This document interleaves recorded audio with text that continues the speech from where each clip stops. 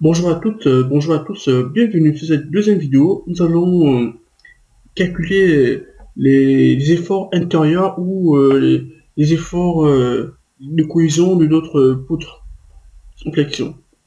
Alors pour ce faire, ici, nous allons effectuer une coupure ici, au point G ici, on fait une coupure. Le fait d'effectuer cette coupure au point G, la coupure va générer l'effort tranchant et le moment fléchissant ici. Alors ici nous allons nommer la distance entre le point O, le point de coupure au point G, X.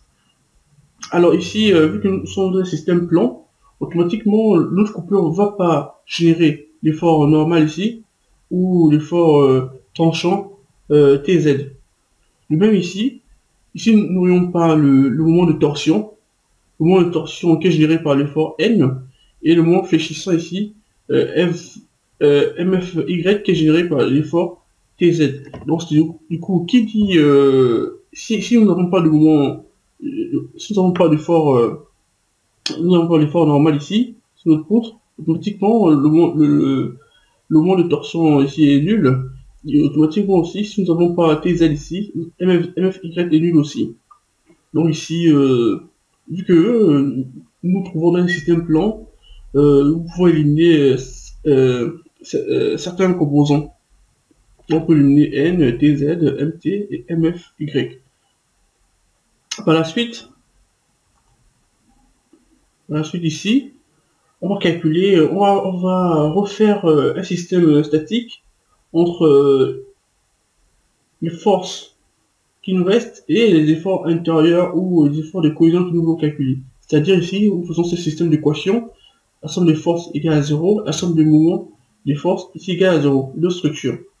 Donc nous allons calculer, nous allons appliquer ce système d'équation à la moitié de la poutre que nous avons isolée. Ici nous avons isolé la partie de gauche ici. Une fois que nous isolons la partie de gauche, nous appliquons ce système d'équation. C'est très simple. Ici nous avons la réaction en haut ici qui est ici par rapport à l'encastrement.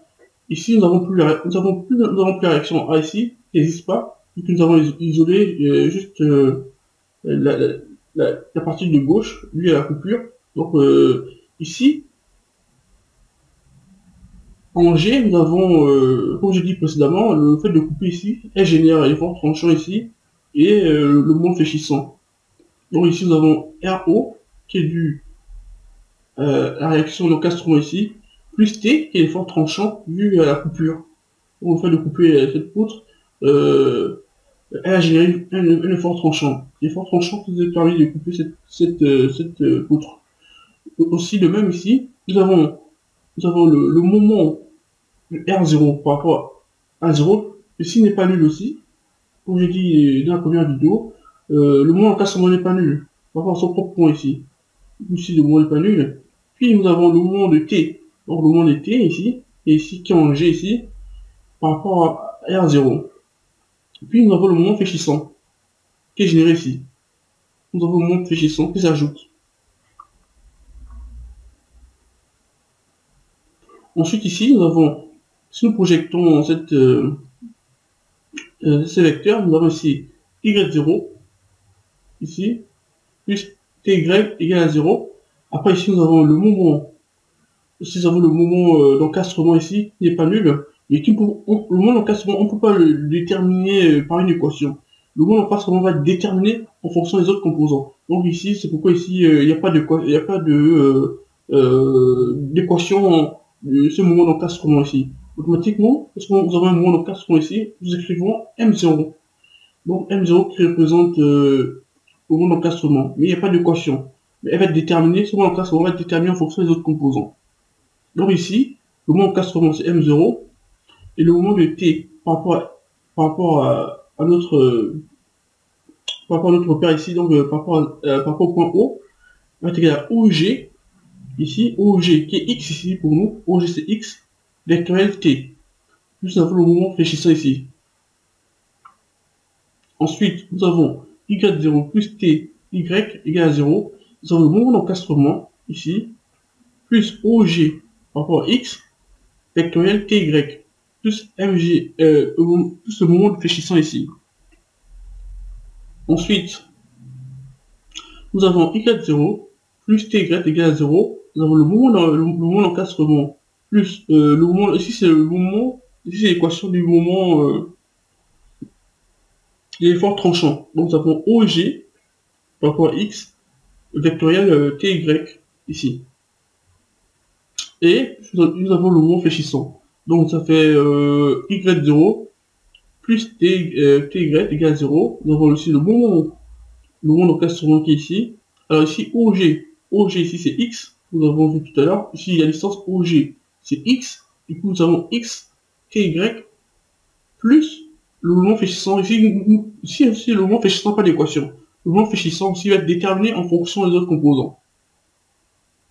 Et ici, si on se rappelle dans la première vidéo, dans le système statique, nous avons déterminé le moment M0. M0, on sent que M0 est égal à FL. FL que nous avons déterminé tout à l'heure. Donc par la suite ici, les inconnus c'est MZ, nous ne connaissons pas. MZ ou MG c'est la même chose. Ici nous ne connaissons pas MZ et TY. Et Y0, M0 sont connus vu que nous avons déterminé ces composants dans le système statique. Du coup, nous pouvons déterminer ici TY, donc le moment tranchant par rapport à l'axe Y. Ici, nous avons TY va être égal à moins Y0, et le moment fléchissant ici, MFZ, va être égal à moins un facteur de M0 plus X TY, ici. Du coup, vu que M0, nous connaissons M0, nous connaissons aussi Y0, nous pouvons les déterminer. Et TY aussi, nous allons connaître TY, que nous allons calculer ici en première position ici. Alors TY va être égal à moins Y0, et MFZ va être égal à moins facteur de M0 plus X TY. Ainsi par la suite, ici nous savons que dans la première vidéo, dans le système statique nous avons effectué dans la première vidéo, nous savons que Y0 est égal à F et M0 est égal à MF. Du coup, nous pouvons remplacer notre système. Y0 est égal à Y0, tant pour moi égal à F. Du coup, TY va être égal à moins F. Ici aussi, MFZ ou MFG, si vous voulez, va être égal à moins. Donc, F, le moment d'encastrement ici, que nous connaissons, va être égal à FL, nous remplaçons ici, moins FY. Pourquoi moins? Parce que ici, le TY c'est moins F, donc ici, nous allons remplacer TY par sa valeur, qui est égal à moins F. Du coup, aussi, TY est égal à moins F, du coup, nous avons moins XF. Donc, par la suite, nous avons TY est égal à moins F, et MFZ va être égal à moins F facteur de L moins X. Si on factorise le F, tout ça,